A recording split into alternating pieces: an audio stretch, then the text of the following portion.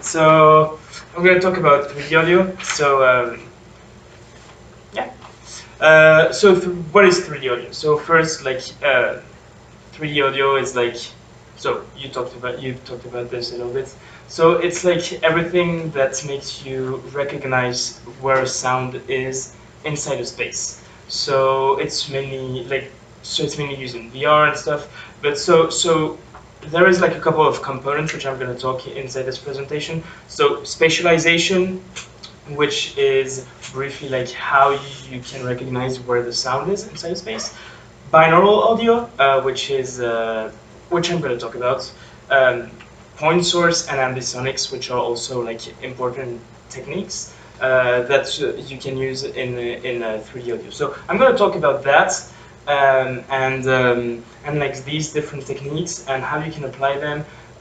This is a mashup of what I read, looked, like the talks I watched, and lots of articles, stuff like that.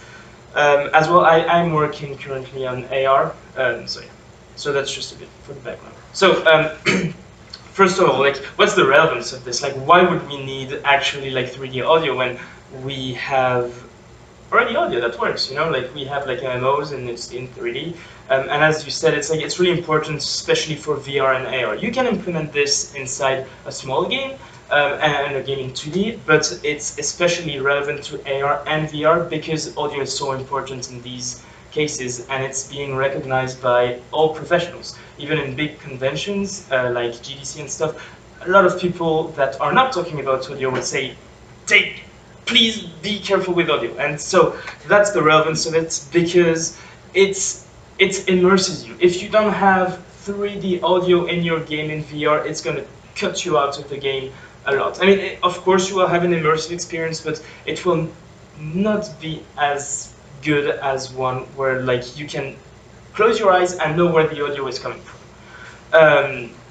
So yeah, as I said, it's really fundamental to immersions for a lot of reasons. So AR, like with HoloLens and Oculus and the Vive. I mean, there's the PSVR too, but I don't include it. So these are the main components why you would use 3D audio. So first thing I wanted to talk about is binaural audio. So I will just explain what it is for those of you who don't know. So basically, binaural audio is using your head as the listener. Basically, it's like you record sounds using special techniques, or you transform them using special softwares, so that basically you can, the sound is processed and there's like the reflections that are happening within your ears, because the way you are shaped is like, because you have those ears, like for example, if sound is coming from behind you, it will be different than it comes from in front of you, and that's because like there is some EQ,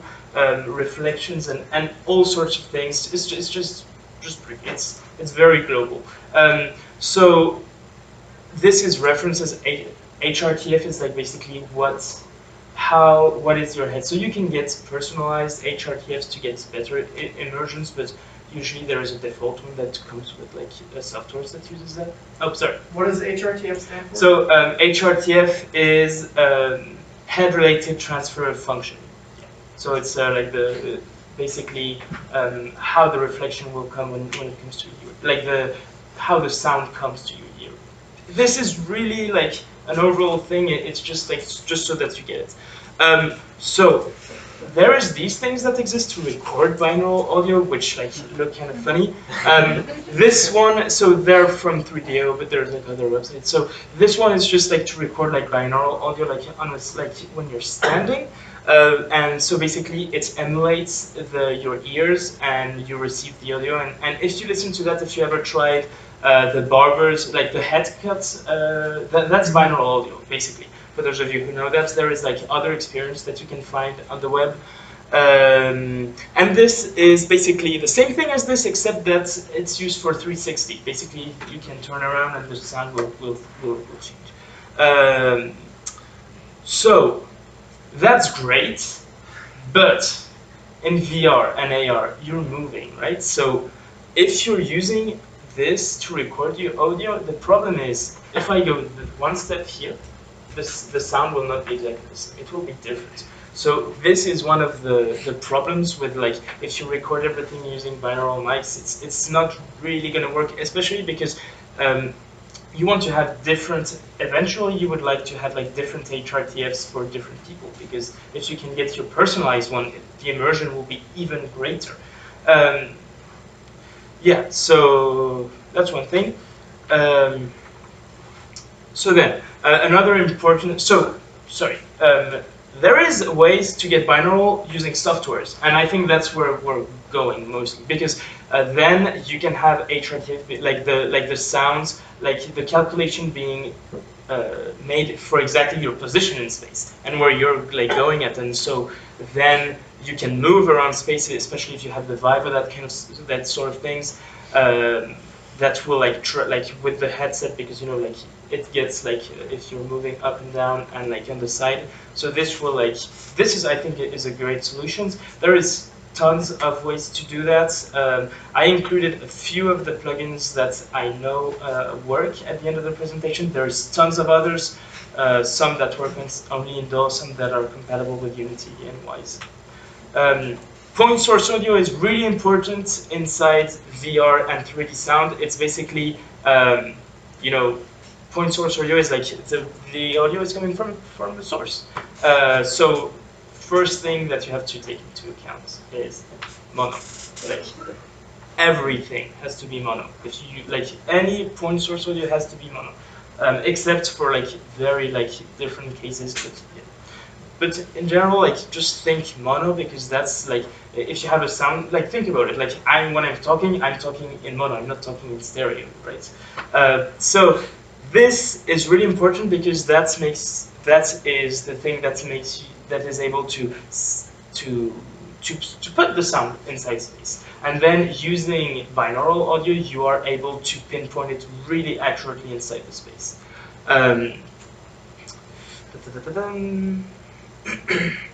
Yeah. So in addition to that, like if you have like you want the sounds usually to be dry, just because you want to apply your own reverbs and use engines, and it's coming more and more. So APIs or things like that that will emulate the room you're in, and you will choose the different reverberation according to the different rooms. Of course, you can add reverb for like stylistic effects, and if you want to add on to that, but you always really have to keep in mind in what place or what like area you're putting your sound in. I think that's a pretty important point. Next one is ambisonics. So basically, I'm gonna try to explain what ambisonics is briefly. Ambisonics is basically you're having like tons of audio sources around you, so it's not like only coming from speakers. And it's a very like special type of recording. Like you can record that, which is called A format. Basically, it's the raw file. It's like it comes into the basic ambisonics comes into 4 tracks. And it's really helpful to capture landscapes and soundscapes, because it's all around you and you can turn around, and it creates that sense of like having something really around you, like a world around you. You can have different orders of ambisonics. Basically, ambisonics, you can build it up to have like really precise measurements, but for the most part, it's for now. So this is really, really useful to have like a different approach to sounds and stuff, because you can like use that in contrast with like point source audio, because point source will be like in a specific place inside like your room or something. The downside of that is you need converters. Like when you have the file, it doesn't work like that. You need to convert it to B format. But they're coming up with more and more like ways to convert that. You just need to learn how to do it. You can do it in any DAW, but you need like to have like 4 outputs in tracks. So you need to have Pro Tools HD if you use Pro Tools. So that's kind of how it looks like. Kind of it. So this would be like first order ambisonics. Like these are how they record. Like these are like the shapes of the mics. Yeah. So you can go up to like enormous amounts, but yeah, it takes up a lot of space. This is a binaural mic. It's really expensive. except for one brand which is okay. Usually they cost like $2,000. You can find one which is 800, still expensive, which is called Brahma. If you guys want to know about that, I can send you the links. And this is, so this, like you can see, has 4, like the first order is 4, and then these are like upper order, like orders. Yeah. So what I think is really important is, like, because in VR and 3D sound a lot of rules haven't been defined, I think what is really important is trying to find new ways of using it. And for example, for music, I know that a thing that is really useful, ambisonics is really useful, because when you have it in first order, the sound is not really defined. It has like this kind of blurriness a little bit that is around you. So there are like a couple of things that would break immersion, in my opinion. Doing just stereo for a game, I think, is not the right way to go, especially when you have all of this. And like ambisonic is one way. There is also you can do like have like mics or like speakers around you, but have them fixed into space. Because if you turn around and they turn with you, that is weird. Especially if you're like in a 3D space, like you're moving around. It doesn't, you know, there's something that's like brings like the attention to the listener. As if you can have like fixed sources inside space. That's so you turn around, but they are always away from you. Like you can't like really come closer. This is one way. There is like tons of things. I think like the challenge and the good thing about these, like this new medium, is that you have like tons of new ways to experiment, new techniques, new stuff. Of course, like source audio is really useful, especially because there is like because you can see where it comes from. And another thing is, because VR and AR is getting like more and more attention, there is like more and more like third-party like developers that come up with like plugins. I want to show you one example of one of them, which I've been like playing around for the past like 2 weeks, and it's starting to go well. But this is not the only example. I'm using it because I know it's going to work with Wise, and I want to learn that. But there is other ones. These are like some of the third-party assets that you can use. Facebook 360, like it's great. It works really well. The Oculus released a really good SDK. Ambisonic Toolkits is like, it's free, and it's like you can use it on Reaper and create your own ambisonic sounds.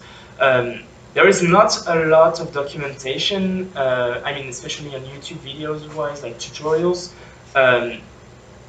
but you can still find it. It's a lot of research, but honestly, doing that is really cool and helpful. And it really brings like a degree of immersion, like another degree of immersion. So I want to show you a little bit like of just a small audio demo I'm starting right now, just to show you.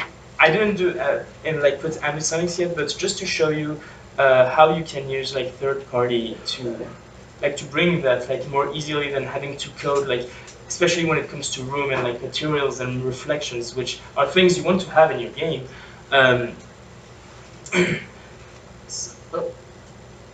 Should we all get closer to the one speaker? Oh yeah, also something I did not say, and which is really bad. Sorry. All of that applies if you have headphones. This does not really, so I'm going to show you a little bit, so you're going to kind of get it, because there's things I want to show you, but most of the thing is like, it's with like speaker, like with headphones, because the point is that everything gets transferred like to binaural audio, and so the point of having like headphones is like, it's really close to your ear, so you can really emulate like that. Whereas if you have speakers, like the sound travels, you really have to be in the sweet spots in order to get the experience. Like, yeah, so it's really like evolving in that direction. So here I have an example. So I wanted to explain to you like a little bit. So what I did is I used like real space audio in this church. Like I have I have a reverb and a different one inside that room. And the cool thing is, they come with like, you know, there is occlusion, which is a really hard thing to deal with. they come up with like an occlusion solution, and I know for a fact because I'm in like in relation with them, like I've been like exchanging a lot of emails, and I know in the next updates they're gonna release like more things about occlusion that are sometimes. Yep, sorry. I know Unreal has built-in occlusion, like in the Unreal Engine Yeah. itself. Does Unity have that, or do you So still Unity have has like a 3D engine kind of, but it's not. There is a lot of like things that are missing. It doesn't have occlusion, and yeah, there is like a lot of stuff that needs to be figured out. Yeah. This is just an example. There's others. There is like 3D room that has like that kind of stuff. But this one is going to work with Wise, so that's why I'm kind of like for that. Yeah. So here is so like I can enter the charge. Like you can hear like I put an occluder in front of it. Oh, no sound. No sound.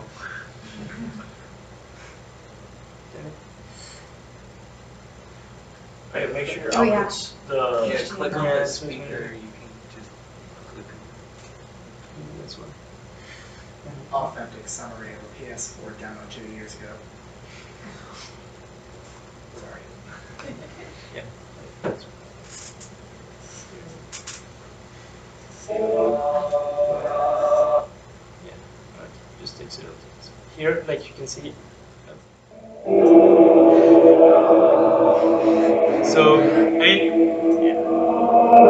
like you can see, like if I come closer to the head, so I put the audio source to the head, so that you can hear it. So yeah, these are the kinds of stuff you can do. But what's great is you can really shape an environment and have like something really like special and like play around with that, and that's the point of it. It's like there is tons of stuff like. For example, like you can have like an audio source like coming right next to your ear, and the thing is, it will draw the attention of the player, and like the player will like turn around, and that's one of the forces. And I think we need to play around with that and find solutions, because the hardest thing for now is music, because music is not a natural thing in our like world. So yeah. So here, like you can hear like this is the clip from like Pro Tools, right? And oops. You can hear like there is reverberation, and it's completely clean. It's just I added a reverb for the room, and you can set the materials and stuff like that. The only problems with these things is, and that's where they need to work on it, is like sometimes, yeah, you would have that grain when you're moving around, but that's going to go away. So this, and usually they're really simple to use. I just quickly like I made this. Like usually like these things like come with a lot of documentation like on the coding side, and you don't really need to be like a big coder to know that. Like I just want to show you like just a quick example of what I did. It's like this is like 3 lines of code, and it was like yeah. Oh, I don't know if you can see. So like there is like this is just like a simple code. So like what is great about these applications is that you don't need to be like a big code. Just like learn the basics, and you can like do whatever like what you want with it, and you have like a lot of control over the parameters. Yeah. So that was I'll talk about it. Yeah. So thank you.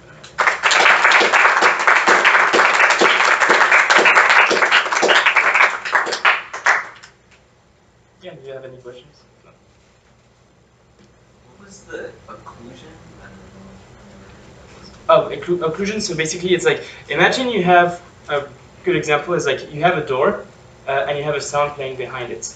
The sound is not going to be dry. I mean, it's not going to be normal. Like there's going to be like some things that are happening to the sound. So you will have like a low pass filter, that kind of stuff, or high pass. Oh, okay. Yeah. And like if you have like it's basically if you have like something blocking the sound from getting directly to your ear. Yeah.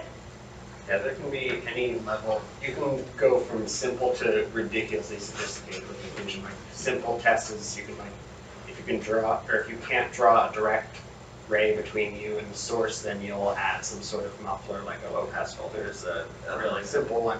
But then you can extrapolate on top of that, then, okay, if there isn't a direct line, what are the reflection points? Like, how is the sound going to get to you? And then you can look at all the things that will be downside up, so you can get ridiculous with it. The material of the reflecting object. The Yeah, material. exactly. And that's the use of that type of APIs. And this one has like you set the room and you set like, okay, the floor is carpet.